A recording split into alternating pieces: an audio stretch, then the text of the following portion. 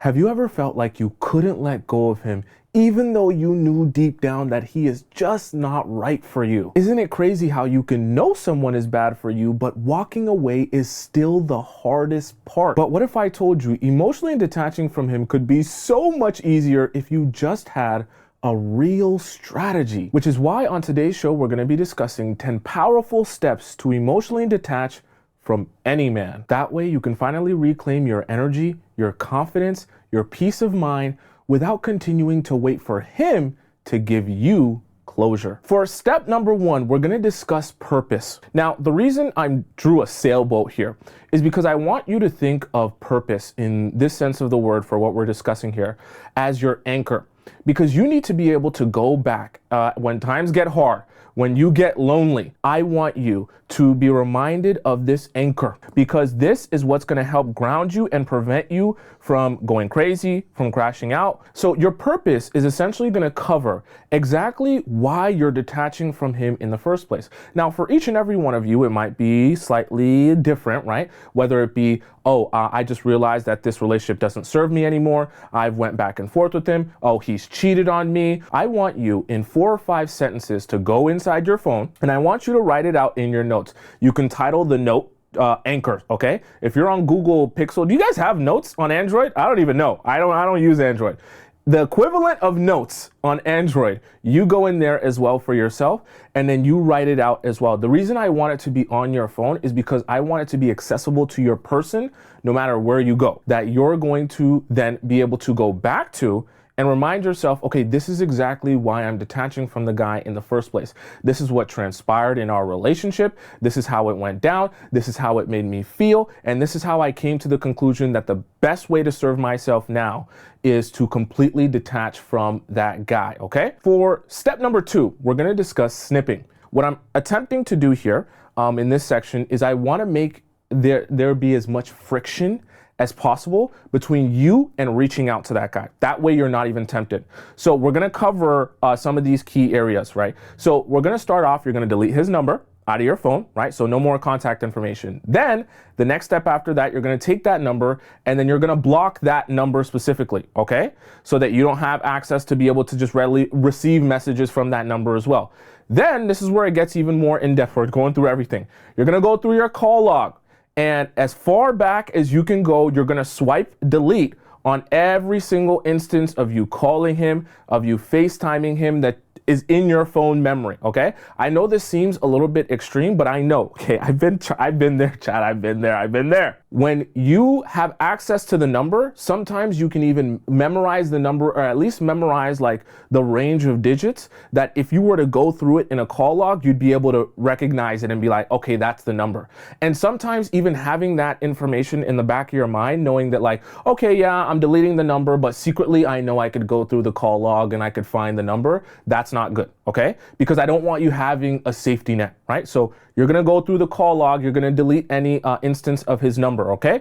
FaceTime's included. Now, next thing as well, you're gonna go through your threads. So this can consist of things like, so for example, WhatsApp is not a social media, but WhatsApp can also contain his number. You need to go through that and you need to block him. You also need to delete every instance of, his number in the WhatsApp as well, so that there's no way for you to go and grab his number from anything, okay? So we're gonna clear out WhatsApp as well. We're also gonna go through your photos and any instance of, let's say you had his number as a screenshot, or let's say, you didn't save his number for a while, so there's a screenshot with his number at the top. Make sure you get rid of every instance of his number.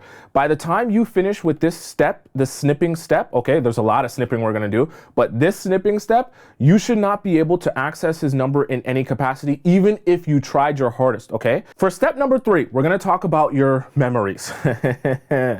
Now, you're gonna go through your camera roll, okay? Very serious. You're gonna go through, I don't care how long it takes you, 1 hour, 2 hours, 3, I don't care how long. Every instance in your camera roll of a picture or a video that has him in it, whether it be with you or it's of him, every single instance, okay? I don't care how long it takes you, like I said. If you have to swipe through, You swipe through, right? And figure out every single picture that's there, right? Now, once you gather up all the pictures, you can do one of two things. I will give you either option, okay? You can either delete all of them, which means you're gonna have to delete them out of your phone and then go to your recently deleted and then delete them permanently. Or if you're like, oh, Tomisin, these photos, they're so important to me. Oh my God, I can't do it. I can't push delete. I just can't. Maybe I'll put them somewhere. What you do instead, if you're just too soft to be able to actually delete them, take all of those photos and videos, every instance that he is in the photo or video with you, and you're gonna dump them all on your computer, okay? Not a computer, ideally, I will say, not a computer that you regularly have easy access to. So for example, if you have a laptop and you have a desktop computer, I'd rather you put it on a desktop computer. If you have a newer laptop that you regularly use and you have an older laptop that you never use, put it on the older laptop that you never use, okay? I wanna put this as far away from you as possible. I don't want you on your MacBook or on your laptop, and then as you're scrolling through stuff, you're just seeing, you know how sometimes even on Windows, it'll just randomly start showing you pictures on the start screen? No, okay? I don't want any of that popping up for you. So if we need to, we put it on an old computer, and even if it has to go on your current computer, make sure to bury it in a folder that isn't easily accessible to you. Don't name it like, my photos that from the relationship with the guy that I was so in love. Don't name it that, right? Name it something generic and dump it in a folder of a folder of a folder of a folder that is really hard to access, okay? Screenshots as well. This is where a lot of you mess up because I know, see, I spend a lot of time with you, okay? Sometimes, right, a guy that you're talking to will send you a really nice message. Maybe he'll say something really sweet to you over text, right? Or DM, whatever the case. And you'll screenshot it, right? Because you want to keep that nice, sweet moment with you. Sometimes on the other extreme as well, a guy might say something really nasty to you. You guys might get into an argument, whatever the case, and you screenshot that because you kind of want to keep that either for evidence or just because you're like, I can't believe he said that to me, or maybe to send to a friend, right? Any one of those instances, I want to make sure that you get those out of your phone, because one of the things that you're going to start reminiscing on when you start missing him and feeling like, oh, maybe I should reach out. Oh, I want to think back to the good times that we have. You're going to start going through those screenshots to remember what your conversations, trust, I'm you, okay? Me and you, we're alike. I know what you're thinking, right? Now, the third one that I want you to take care of, I told you we're going through everything so you don't miss anything here, is indirect stuff. So when I say indirect, what I'm talking about is like, let's say he got you a gift. You took a photo of it, right? It's not him in the picture. It's not even you and him in the picture, but you know it's associated to him. Let's say he got you a promise ring. That could be an example of that, right? And you took pictures of the promise ring on your hand. When you look at the picture, you know the context of the picture, and your mind is gonna replay a memory of that moment with that picture or that video, okay? That is included in the things you're going to now pack up and you're gonna put them away now, or you're just gonna delete them out of your phone, okay? Because all of those things are reminders, right? Some of you might feel like, but that's super small, but he's not even in that picture. I promise you, when you look at it, you're gonna think of him. All of these things you're gonna group up and you're gonna either put them on your laptop or your old computer, and you're gonna bury them there so it's very difficult to find, okay? Step number 4, we're gonna deal with social media. Has to be dealt with appropriately. Now, if you guys have watched my show enough, you should know that I'm gonna tell you you're going to have to do one of two things, okay? The decision is yours, whichever one you feel is best, but be honest with yourself. You're either gonna block him on every platform, every single one, okay? Or you're going to both unfollow him, or whatever the equivalent of unfollowing is on that platform. Sometimes it's unfriend, sometimes it's remove as a friend, right? And you're also gonna remove him as a follower of yours, okay? You're gonna do one of those two. I don't wanna hear nothing in between, okay? No halfway. Can I remove him as a follower and then he's still, no, he's not gonna be still following you. The reason for this is because I know, I'm in your mind. Me and you were alike, okay? We share the same brain. I know that if he's still a follower of yours, you're gonna start becoming obsessed with seeing if he's watching your story. You're gonna start becoming obsessed with seeing if he's gonna like your pictures, right? And you're not gonna be able to properly detach if you're constantly checking up to see if he's checking up on you. We're putting ourselves in a weird loop here, okay? So you're gonna clear things out by either blocking him, so it's completely out of sight, out of mind, or you're gonna remove him as a follower as well, so it's for the most part out of sight, out of mind. Now, what I will say to that, For those of you who are thinking, okay, yeah, it'll be perfect for me, I'll just remove him as a follower and I'll unfollow him as well, right? For those of you who are thinking that, if you know you have a story watching problem, meaning that if you were to remove him as a follower, you're still going to be looking to see if he's watching your story. If you know you have that tick in your mind, just block him. Or if you're going to do the unfollow and remove him as a follower, make sure you're private so that he can't be looking at any of your stuff, okay? That could work as well. Now, we're also, as it relates to social media, going to have to clear out every remnants that you could return to as a memory, because memories also exist on social media, okay? So, conversation. You're gonna have to go through, I'm so serious about this, every single platform where you guys have had conversation, and you're gonna make sure to delete every message thread, okay?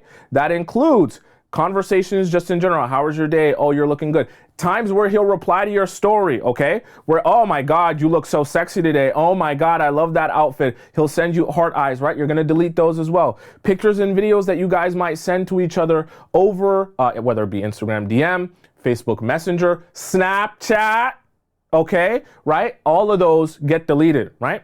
Memes as well, right? Any sort of checkups, any sort of messages. Here's the other thing about pictures and videos, okay? Because these apps are kind of funny nowadays. Things like Snapchat will also be saving, memories to the phone. So sometimes you might delete all of these pictures and videos out of your phone that you took with the guy. Some of you that are on the younger side and maybe use Snapchat every now and again might still have some Snapchat memories with that guy, right? That person or of them, whether directly or indirectly. You're also at this time gonna go on Snapchat or any equivalent apps that might be holding or storing any pictures or videos of you, right? Even for some of you, we can also address the cloud, whether it be your iCloud, right? Or whether it be your, what's the equivalent of the cloud for your Google Cloud, right? If you're using Android, right? And make sure to go through that as well and clear out any remnants of whether it be direct pictures with him in it or indirect pictures that remind you of him or that involve him there, okay? Step number 5 is the house clean. Probably the most important part of this process, because coming in contact with physical items will send you down a spiral, a very dark. We're gonna address everything that you could possibly come across in your house, in your apartment, at your place that will remind you of him, that will trip you up, that will make you feel like, oh, I need to message him, I need to text him, I need to call him. Now, let's start with the easiest and most common one. We'll start off with clothes. I'm gonna make a very simple rule that's gonna apply to really all 3 of these categories, but I want you to be thinking about so that no one's confused, because I know there's gonna be plenty of questions. What about this? What about that? What about this? What about that? If the item in question is over $100, okay, you're gonna put it in a, what we can categorize as expensive bag. I'm gonna tell you what you're gonna do with that, okay? If the item in question, whether it be clothes, small items, gifts, okay, is under $100, that could be anything here, okay? Anything that you could possibly come across physically. That is going to go in the disposable bag, okay? It's gonna be a trash bag, a black trash bag, right? Now, you're gonna take in all of those items and I'm gonna tell you exactly what you're gonna do with that, right? So let's start off with the clothes, right? Any clothing item, whether it was gifted to you by him, okay? Or it's a clothing item that he left at your place, right? And let's say basketball shorts, a t-shirt, something like that, right? A hat, anything under $100, meaning the single item is under $100, that's gonna go in the disposable trash bag. That trash bag is clothes and items that you're just gonna get rid of them, okay? And I'm gonna explain to you how this is gonna work. You're gonna take that disposable trash bag to a public trash can. So if you have an elementary school buy or like a public school buy that you can throw this trash at, or like some sort of public dumpster that you can throw this trash in, or just your trash heap. If you live in an apartment building, you have your trash heap there, at least you can't access it, okay? Something public that you will not be able to access. The reason I say that, I don't want you keeping this in your trash bin and then you think back to it and you're like, no, I want to take that, I want to save that, I want to do this with that, I want to do this with, no. I want this to be somewhere where by the time you throw it away, it's gone. When you make the decision, it's gone forever. So you're not going to be conflicted about what to do with it, okay? That's for the disposable bag. Now, as it relates to clothes, items, and gifts that are over $100, this is where I know some of you will become confused. You'll start saying, but no, but this, but I want to save that, but what if he needs it? What if this, what if that? Okay, I'm going to tell you exactly what to do so there's no confusion, okay? If any clothing item, any small item, or any gift that either belongs to him, was gifted to you like it's something for you, right? Or is just of his, right? Any one of those that is over $100, you put it in this expensive bag, like not an expensive bag, but I mean the bag in your mind is gonna be labeled expensive items, right? And this bag is gonna go, listen very carefully, this bag is gonna go in a place in your house or apartment that you do not interact with on a daily basis. That means when you have to go to work, when you're having fun with friends, when you're doing your laundry, when you're on the computer, when you're laying down, right? There's places in your house that you use regularly. There's cupboards that you open regularly. There's, bins that you open regularly, things that you're always interacting with. There will always be a place at your place that you're not interacting with as much. There might be a small closet that you really don't interact with. There might be a small space, in the living room that you never interact with. There might be a specific cupboard that you never interact with. Figure out what that is, that place in your place is, and then put those items in that trash bag in that place that you basically never interact with. Why? Because this way you'll rarely come across that bag in your everyday life in a way that will trigger you. This is why I don't want you to do what is probably going to be most natural to a lot of you when you're trying to house clean, is you take these items, you put it in like a shoe box or something like that, or you put it in like a small baggie or a couple of baggies, and then you put that stuff in like a drawer that you always access, right? Or you put it in like your underwear drawer or something like that, something that you're interacting with on a daily basis. The problem with that is as you open that drawer, even though you might not necessarily see the items might be in a smaller box, you look at that box and then you remember all of those items.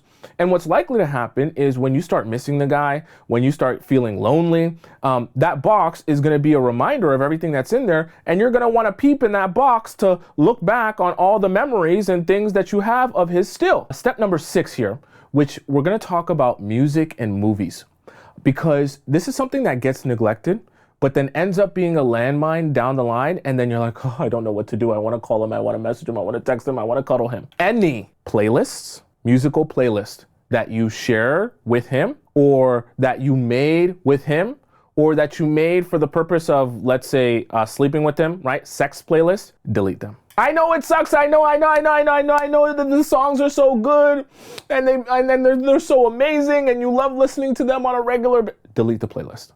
Okay. The playlist is another thing. You'll see it. The whole playlist will represent him. All the songs will like bring you back to the moments you guys were sharing. Especially if you were one of those people where you and the guy were listening to specific songs, like a sex playlist, while you guys would have sex regularly. Think about how much of an association that music will have in your brain to like him inserting himself inside of you in the most intimate, vulnerable times of your relationship. Get rid of that playlist. Get rid of those songs, okay? Now, I'm not saying if you hear the song in the store or something at Zara that you got to run out of the store, but what we don't want, right? We don't want that music easily accessible to you that you're going to say, oh, I'm just going to replay 30 times my favorite song with him and just stare at the ceiling and just think about how much I miss him and how much we're not getting where we want to get here. This is where some of you are probably not going to like this. Any shows that you feel like you guys watched it together so much that it became your show together, like this is our show, like any shows that you would watch it, and if you were to watch it by yourself without him, he would be upset, and if he were to watch it by himself without you, you would be upset. Any of those shows or movies, right? Those just stop watching them for the time being, okay? Don't have them in front of your face, and don't have them on replay in your house when you're bored or something like that, okay? For the time, even if it's your favorite TV show, even if it's your favorite series, for now, we need to help you work through your feelings and work through your emotions. We don't want you relapsing. We don't need to put you in a place that you're more emotionally triggered because you're sitting there and you're watching like Grey's Anatomy or something and you're like, oh my God, I used to love watching Grey's Anatomy with him. So we can't have you doing that. So for step number 7, we're going to discuss friends. Now, the way that this diagram is supposed to work is you're going to have friends whenever you get into a relationship with a guy or a situationship, whatever. You're going to have friends that were already existing in your life before you met that guy, whether it be girlfriends, guy friends. I don't advise you to have too many best guy friends, but let's just say you did, right? You're going to have some of these people, they're already in your life beforehand. These are what we can classify as your people, right? And your man is going to have his own version of that as well. People that he knew and messed with and hung out with since before he ever met you, okay? Now, here's the part that gets very tricky. When you start talking to a man, when you build a relationship with a guy, you're also gonna have people that you meet along the way for the first time, both of you together. And so these people might know both of you literally equally and might not have any affinity or affection for one of you more than the other because they met you at the same time. This is where things get very confusing, and this is where a lot of people go wrong when they're trying to detach. You're gonna have to do something, while very painful and unfortunate, has to happen if you're going to be serious about detaching from a man for real, for real. You're gonna have to have a conversation with these people, these mutual people, these mutual friends, we can describe them as. And you're gonna have to gauge, where do these people stand now that the relationship is over? The reason you're gonna have to gauge this is because you're gonna have to make it clear, I'm not interested at this point in my life in pulling up if my old guy, okay, my ex, however you want to describe him, is going to be there. And this has to be clearly communicated to these mutual friends so they understand, look, you're either gonna have to invite me and not him, or if you want to invite him, you can't invite me, or I'm not coming. And there has to be a clear understanding of that, because what I don't want is I don't want you hanging out with these mutual friends. And then every time you hang out with these mutual friends, because they are also his friend, he now is a part of every hangout, every function, every party. And then the guy that you're trying to detach from, you're seeing basically every weekend because you're hanging out with all these mutual friends and they're always inviting your guy. Now we just go back to square one. All the work that you were doing before to clean your house and clear the social media just goes out the window when he's there constantly. And of course, you know, come on, you're smart. You know, when that guy sees you in person and he knows you're trying to detach, you're trying to pull away, he's going to press the issue and he's not going to leave you alone until he gets you to acknowledge him. And it's just going to be a wild, wild mess. Okay. So what you must do at this time, you need to see, okay, maybe Stacy, she's rocking with me. All right. She don't have a problem hanging out with me and not including him. Maybe James over here, he's rocking with my ex. And, it's going to be an issue if, I want to be around and he's not around. Right. And you just got to kind of pick over here one by one, all these different mutual friends. You got to kind of get a feel out. What are they on? All right, who you rocking with? You got to pick a side. Not that they have to pick a side in the sense where they have to say, oh, I'm never going to talk to this guy ever again. I'm never going to hang out with him. But just as an understanding of like, okay, I really don't want to be around him. I really don't want to see it. It's not that I'm scared of him or anything like that, but I want to set a boundary because I want to move forward with my life, not continue seeing him over and over and over again, right? That's a mature way to go about things. And you have to be forward thinking enough to stand up for yourself and not allow yourself to just randomly be put in a situation and then you don't know what to do. For step number 8, we're going to discuss the toxic cycle. If you are ending a relationship with a guy, situationship, however you want to describe it, and you're trying to actually work through your feelings to move forward with your life, you need to help yourself, not self-sabotage yourself. One of the easiest ways to self-sabotage yourself is to be overly intensely emotional because you're in a heightened emotional state. What is an example of a heightened emotional state? Is when you go out to the club and you're super drunk with your girls, right? And your girls are out, they're dancing with guys, and let's say, none of the guys there are your type, none of them are your vibe, but they're seeming to enjoy themselves. And now you feel you're already off the Casamigos, you're already off the hen dog. And it's just doing something to you because now you're reminiscing on how you and that guy used to dance and how you guys used to have a great connection and how you're not connecting with any of these guys right here. And it's so disappointing. And see, this is the problem, right? If you have an issue when it comes to going out and getting drunk, or for some of you, it might be getting high, taking whatever you take when you go out and you want to party and have a good time, and it puts you in this heightened emotional state, that is the exact moment you're going to start making a lot of mistakes. That is the exact moment. What are you going to do? Now it's 1:30, 2 a.m. at the club. What are you gonna do? You're gonna pull out your phone. You're gonna be wobbling. You're gonna be like, oh, I want to text them so bad. You're gonna say to your friends, oh my gosh, I want to text them so bad. They're gonna say, no, don't text him. And then you're gonna go to the bathroom by yourself, right? And then when you're on your own, you're gonna say, please, I miss you so much. I just want to speak to you. I can't do this. Horrible. And then we go all the way back to square one. Right? Just because of a drunk moment, right? You get drunk, you get high, you get emotional, you reach out, you go back, and then we start all over again. Let me add something else as well. The other thing as well, because all of these things are going to create a void, is sex. And specifically, I'm talking about meaningless sex. Because what will happen sometimes is, let's say there was a guy you really actually liked, like you really were into him. You really saw yourself with him for a long period of time. And now you're no longer with him. That's disappointing. But now that you're no longer with him, you have, let's say, some people who you never took seriously, but they're a good time, okay? You know the type of guy you're thinking of, right? There's guys in your life, for some of you, for a lot of you, that you might have that at one point or another you messed with. He's got good D game. He's funny, he's a good time. You'd never take him seriously, not a chance. You know he's a player, he's out there, he's not trying to wife up no girl. So you're never actually gonna be invested in a real relationship with him, but he's fun enough that you could spin the block on him anytime, go back to him anytime, and he's always open arms to being able to have a good time. I'm not talking about your guy, I'm talking about like a side guy that you're not really focused on, right? But these good time guys are usually the guys you'll spin the block on when you're trying to work yourself over the guy that you really care about. But this is a problem.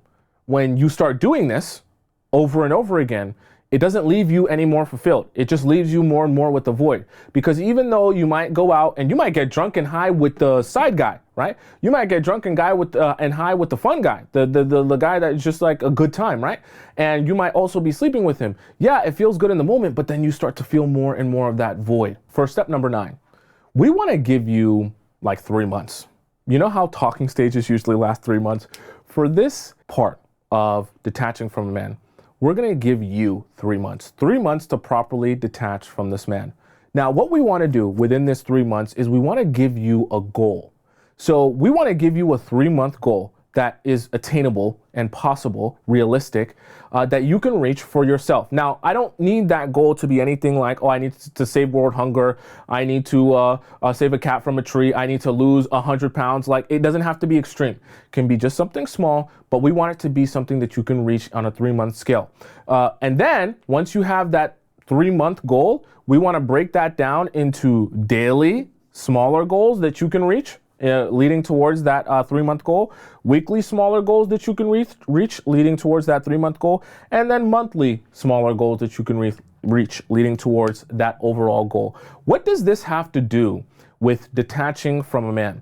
Because what we must make sure that we do is, see, missing someone is not a crime, okay? That's not gonna make you feel that depressed. You'll be depressed for a little bit, you'll be sad for a little bit, but then eventually things will get better. The worst feeling you'll have whenever you're getting over a relationship or getting over a guy or getting through your feelings for him, the worst feeling you'll have is going through all the time where you were missing him, the months that you were sad about the relationship, and then looking back on what you did with that time and realizing you did so little, basically nothing, that you're now behind in life.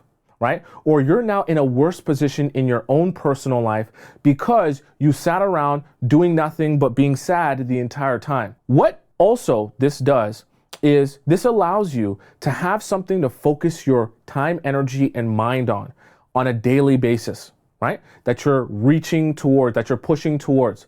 The reason this is so important is energy goes and energy flows. So if you don't have energy flowing in some sort of direction, it's going to leak into the places that aren't as productive for you, which is just sitting around being toxic or, doing things that you're not supposed to be doing, trying to fill the void with people that are meaningless to you, sex, drugs, alcohol, right? Energy is going to go somewhere. So we want to be the ones in control of your energy and channel it in the right places, in a place where even though you're sad for these 3 months, at least by the time you accomplish all of these daily, weekly, and monthly goals, you'll get to the end of the 3 months and you'll be like, I actually don't feel as horrible as I used to feel. And I'm better in this particular area, whatever it is that you've been working on for those 3 months. For example, you could say, okay, I want to have way better skin. I'm going to dedicate these 3 months to taking care of my skin. Now I'm going to have some daily goals of how I'm going to do this, how I'm going to wash my face, how I'm going to do my makeup, whatever I'm going to implement. I'm going to start doing chemical peel, whatever you want to do, okay, right? Your weekly goals and your monthly goals, so that by the time you get to the end of the 3 months, you're like, oh, my skin looks a lot better. You'll start to feel better about yourself because you'll also feel internally like, oh, like, I'm not having this guy in my life, but my life's actually kind of better, right? And it's also good for you to recognize that, like, hey, he's not here in my life anymore, but my life isn't garbage, right? My life's actually good. My life's actually fun. I look in the mirror, I actually look better than I did when I was with him. There also is a very important psychological effect to all of that. For step number 10, you're gonna have to leave your room. Now, I know you might be laughing at this, like, this is such a stupid, silly point, such an unprofessional way of going about this. I don't think that really matters. Let me explain to you why this is important. You can be sad. I don't want you or expect you to not have feelings, not feel things, not feel like, hey, I miss the guy, right? I don't need you to be a robot. I also don't need you to avoid your feelings. That's not what the whole show is about, right? Here's the difference though. If you're sad and you stay in your room and you just look at the same 4 walls, right, for hours on end, and you do nothing, and you stay in bed, and you just continue listening to the same music that reminds you of him, watching all the TV shows, scrolling through all the pictures on your phone, I promise you, you will be so much more miserable. 100%. I promise you. This happens to me all the time. You can feel sadness, and then you literally walk outside, and you're like, I'm not that sad anymore. Like when you see sunshine, it's like something just happens to your brain and the way that we function as human beings. You're like, yeah, I'm still sad, but it's really not that serious. It's not that overwhelming of a feeling anymore.